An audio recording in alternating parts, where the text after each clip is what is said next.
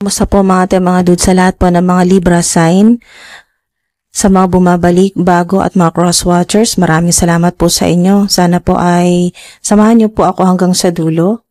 Wow!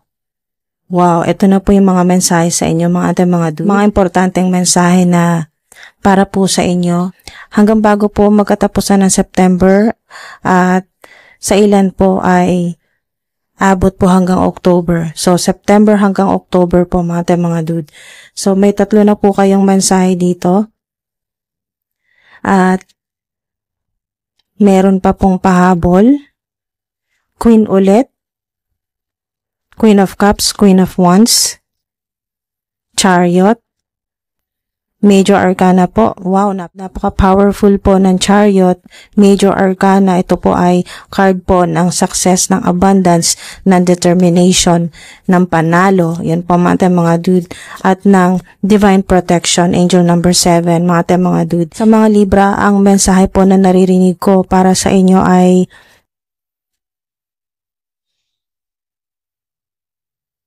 meron pong balik pera at good karma. At dahil po dito sa Ace of Pentacles or Ace of Coins na new beginnings, pioneering, leading, ambitious, original, o yung ginagawa po ninyo o kayo mismo ay original, orig. Yan po. Wala pong kahit kaunti or kahit katiting po na bahid ng pagka-peke. Ayan po, hindi po kayo peke. Kayo po ay original. Kayo po ay authentic. Ayan po, authentic po kayo mga dude. Ace of Pentacles. Ang naririnig ko po dito na mensahe, mga dude, sa Ace of Pentacles para po sa inyo ay maswerte, napakaswerte o swerteng panibagong simula po. Maswerteng panibagong simula dahil beginnings po ito. 1. Angel number 111, 444 o 144. So, isa rin pong confirmation mga dude na kung nakikita niyo po ang 144 or madalas o maaring dito po nakita po ninyo itong 144, isa po kayo sa mga pinili. Okay? The Chosen. Yan po kung naririnig niyo po yan madalas, The Chosen. Yan po, pinili po kayo ng Divine Universe, ng mga angelic team po ninyo, ng mga ancestors po ninyo para mag-lead. Yan po, maging leader, maging mabuting ehemplo o maging mabuti pong halimbawa sa mga tao, sa humanity, at magtaas po ng vibration. Yan po, at magtaas po ng vibrational energy o ng frequency ng buong mundo o ng humanity, mga dude. Dahil po pinili kayo, hindi po madali ang mission ay ito. Mga dude, hindi po madali. Pero pinapakita na po dito agad ng Chariot sa inyo ay anuman po itong mission po ninyo dito sa physical reality o 3D earth o mundo. Ayan po, mundo ng mga tao. Ang mission po ninyo ay napakahirap mga dude, pero kayo po ay you have success in the face of difficulty. Ibig sabihin magiging triumphant po kayo or talagang matagumpay. Yan po, success. Successful o mananalo sa laban. At meron kang support system o mga goddesses o mga ancestors mo ito na dalawang queen. Queen of Wands, Queen of Cups. Maaring ito po ay kung ang inyo pong mother ay nasa heavenly places na po, maaring siya po ay yung isa sa mga gumagabay po sa inyo, pumoprotekta ay mother figure po ang Queen of Wands, Queen of Cups, lalo na po ang Queen of Cups. May nurturing energy o mapagmahal, maalaga, maasikaso. So, maaring ito po ay mother o nanay po ninyo na nasa heavenly places na po or pwedeng auntie, ganun po, tita, tita vibe, yung nakita ko dito sa Queen of Wands. Tita o grandmother, lola, or kanununuan po, great-great-grandmother. So, meron po kayo ditong bottom of the deck na 10 of Pentacles. Wow! So, good news po yan. Ito po ay abundance, prosperity, legacy po ninyo, inheritance din po. kung ano man po yung mana. Lahat na po ng mana matatanggap po ninyo. Pamana po mula sa spirit realm, mula po sa mga ancestors po ninyo. Pamana rin po dito sa physical reality. Dito po sa mundo kung sino po yung mga lolo't lola po ninyo, yun po yung mga magulang po ninyo na kayo po ay makakatanggap po ng blessing o mana, inheritance. Yan po mga dude. Andyan po, 10 of Pentacles, prosperity. At tingnan nyo to, Ace of Pentacles, 10 of Pentacles, 11 na po yan. So, 11-11. So, nagbukas po ang portal ng success at abundance, prosperity sa inyo. Yan po, 11-11. Para pong gate, yan po, gate ng abundance of prosperity na nagbukas na unlock na po. Ating mga dude, kung nakikita ka po ng 10-10, 10-10-10, 10-10-10-10, or 11-11, 1-1-1, 10-11, 11-10, yan po mga dude ay sign ng inyo pong abundance, prosperity o maswerteng panibagong simula po ninyo. So, balik pera ang vibe dito. Balik pera or yaman, wealth. Ang wealth po ay hindi basta-basta nawawala. Wealth ay pangmatagalan, hindi lang po sa henerasyon mo, pati po sa mga susunod na henerasyon. Ayan po, napakaganda po na yung pinaghirapan po ninyo ay mapapakinabangan pa ng mga susunod na henerasyon. So, new start po ito para sa inyo mga dude. New money, bago, divine, okay, divine money, cash, yan po, mga dude. Hindi lang dahil sa panalo, hindi lang po yun ang panggagalingan ng money po ninyo o ng wealth po ninyo. Meron din dito na inheritance o yung inyo pong pagsisikap. Yan po, bunga ng pagsisikap po ninyo na kahit na sobrang hirap, mas pinili mong hindi mag-give up. Yan po, hindi ka sumuko. Alright? So, kaya po kayo nanalo. Nanalo po kayo sa laban at eto na po, tuloy-tuloy na po yung biyahe po ninyo.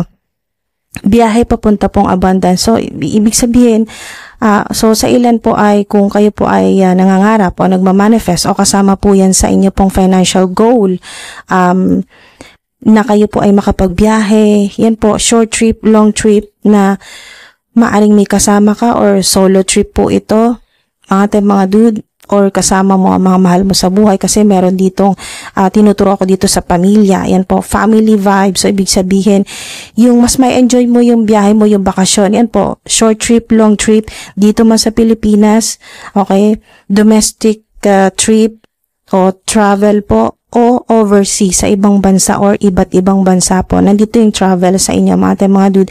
Maring isa po ito sa nasa bucket list po ng ilan sa inyo or isa sa mga pinapangarap po ninyo na naisip po ninyo na balang araw pag guminhawa ang buhay mo ay masasama mo sa bakasyon dito or sa ibang bansa ang mga mahal mo sa buhay.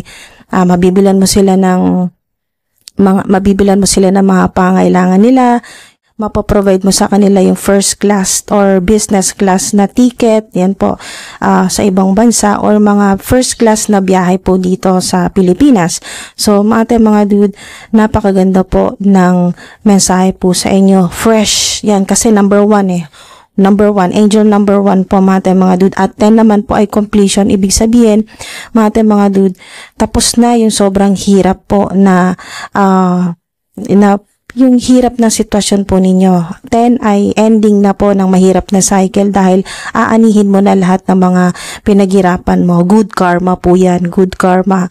So mga dude, may balik pera po kayo. Good karma at bagong napakaswerteng simula po ninyo. New money, mga magdaratingan po sa inyo na opportunities, pera o mga mas magandang posisyon. Mga dude ay bago po yan. Okay? So, yan po ay cleansed, purified, malinis po yan. Divine money po, divine wealth ang matatanggap po ninyo or divine inheritance po ito. So, bagong simula, new start, new money. Balik pera ang naririnig ko din dito mga dude. Lahat ng naitulong po ninyo sa kahit kanino, kadugo mo man or hindi, lahat ng mga binayaran mo, meron dito, lahat ng binayaran mo, kasama na yung tax, mga dude, lalo na kung malaki ang tax mo. Yan po. lahat na po yan. Sa lahat-lahat ng mga hinuhulugan mo na hindi mo naman napapakinabangan. Hindi ka nakabili ng mga gusto mong bilhin. Puro palabas ang pera. Yan po. Yung nagbabayad, tumutulong, naguhulog. Yan po, may mga binabayarang malalaking bills o loans. Basta lahat po ng mga lumalabas na pera sa inyo, ito na po ang tamang pagkakataon talaga. Ito na. Timing talaga. Divine timing talaga, mga dude, na bago. Okay, bago na to. Bagong simula po ninyo. New start, new money, balik pera. Good karma mo to. Kaya walang makakapigil niyan. Eto, pag chariot, wala na nakakapigil. Kahit ano pang mangyari, tuloy-tuloy ang biyahe mo. Saan mo man gusto pumunta, safe ka. Marami kang pera. Malaki ang budget mo. Hindi ka magsushort sa budget. Kahit pa magsama ka pa ng ilan sa mga mahal mo sa buhay o mga tropa mo. Yan po mga dude. Talagang kayo po ay bibiyayaan ng malaki at bago. Yan po, malinis, new money, cleansed, purified. Ayan po ay lalo na sa mga kayo po ay yung sumasama yung loob po ninyo na pagkasweldo po ninyo ay naibili mo na ipang grocery mo na, naibili mo na mga pangailangan. Kung meron kayong anak ay naibayad na rin sa school or kung ano man po naibili ng mga pangailangan sa school ng inyo pong anak. Kasama na po yung baon. Yan po lalo na kung yung anak po ninyo or mga anak ay bumabiyahe pa papuntang school. So, namamasahe.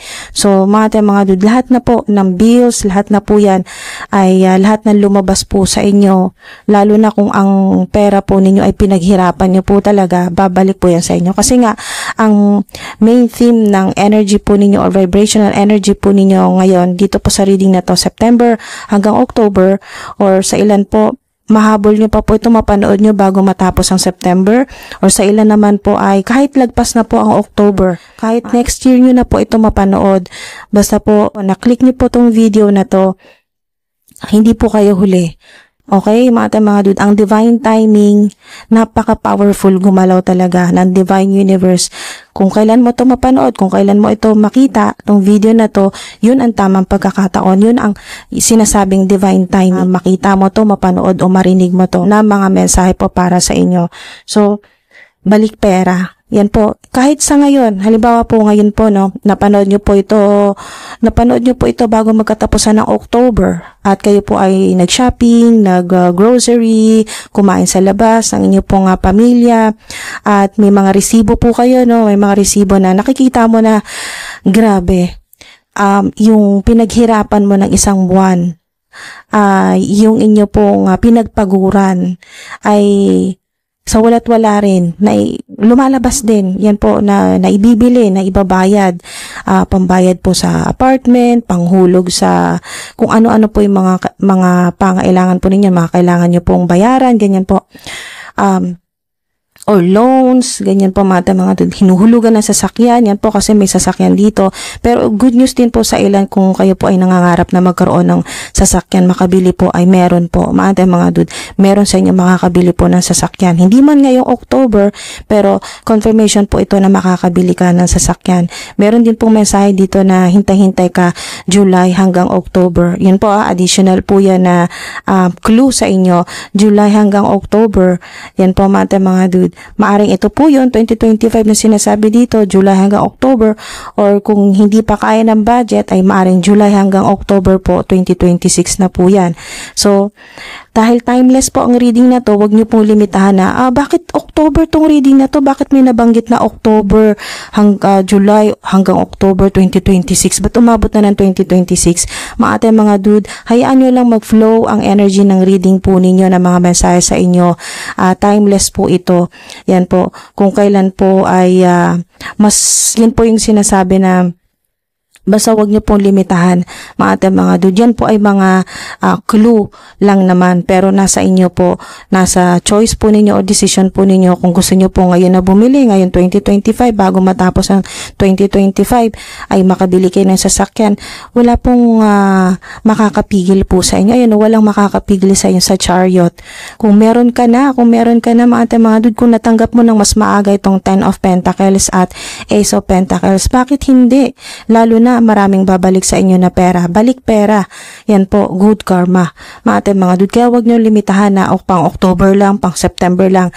Pero ito po, maaari kasing mensahe na ito ay mapakinabangan po ninyo, magkaroon kayo ng clue, ng insights na may mga signs na ang Divine Universe na pinapadala sa'yo, or maaring mga signs pa lang ito ngayong October na meron talagang pag-asang umasenso at bumalik yung mga pera na nagastos mo, na ibayad mo. Yan po mga dude, na itulong mo, babalik sa'yo. Good karma. Mga dude, napakaganda na mensahe sa inyo, napaka-powerful. At sana po ay samahan po ninyo ako hanggang sa dulo. Your actions will improve things. Talaga, magi-improve. Ayan o. Kaya nga pinakita na dito ang victory mo. Yan po, kung may mga financial goals po kayo, halimbawa po, bago matapos ang halimbawa po sa ilan, yung gusto po ninyo na ma-promote, yan po, yung goal po ninyo na makabili ng sasakyan, makabili ng bahay, kasi may bahay dito, or bagong bahay, lilipat ng bagong bahay. Hindi man mangyari sa eksaktong buwan or taon na yung goal po ninyo, at least papunta po kayo doon, nag-i-improve po. Ayan o, your actions will improve things. Lalo na po kung ang goal po ninyo ay para naman po sa ikakabuti at para po sa ikagiginhawa po ninyo at ng pamilya po ninyo. Your actions will improve things. Kahit po yung maliliit lang po na mga parang baby steps, para po unti-unti po ay makaipon na po kayo para sa financial goals po ninyo. Halimbawa po, mabilan po ng cellphone ang mahal po ninyo sa buhay, ang magulang, kapatid o anak po ninyo kung may anak po kayo, o makabili ng bago mong cellphone. Yan po, makabili ng sasakyan, ng bahay, or makalipat po sa mas magandang apartment. Yan po, yung makalipat sa luxurious naman po. Yan po, yung pang yayamanin naman po na apartment. Your actions will improve things, definitely, mga dude. Ayun, may of course na ditong sumilip eh. Yes, may yes na kayo. May of course akong nakita dito na sumilip. Ayan o. Yan po, of course. 'Di ba? Of course, yung actions mo ay talagang magi-improve po yung inyo pong sitwasyon. At yung mga bagay-bagay po sa buhay po ninyo. So, wag po kayo mawala ng pag-asa. Maaring hindi man mangyari lahat ngayong October, pero at least meron na po kayong clue. Makakatanggap kayo ng mga signs, angel numbers, synchronicities mula po sa Divine Universe. Katulad po nito, angel numbers 444, 1010, 111, 1111, 777. Yan po. Lalo na po sa nakakaranas po ng anxiety, ng scared, panic attacks. Yan po, mga dude.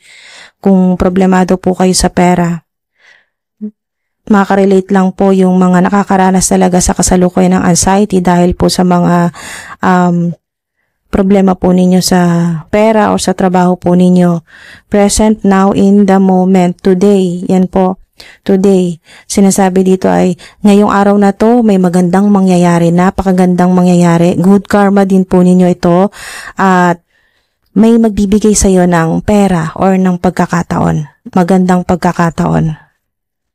Ang sinasabi dito sa Ace of Pentacles ay tulong, unexpected po na divine money. Okay, divine money para po sa inyo ngayong araw na to. Yan po.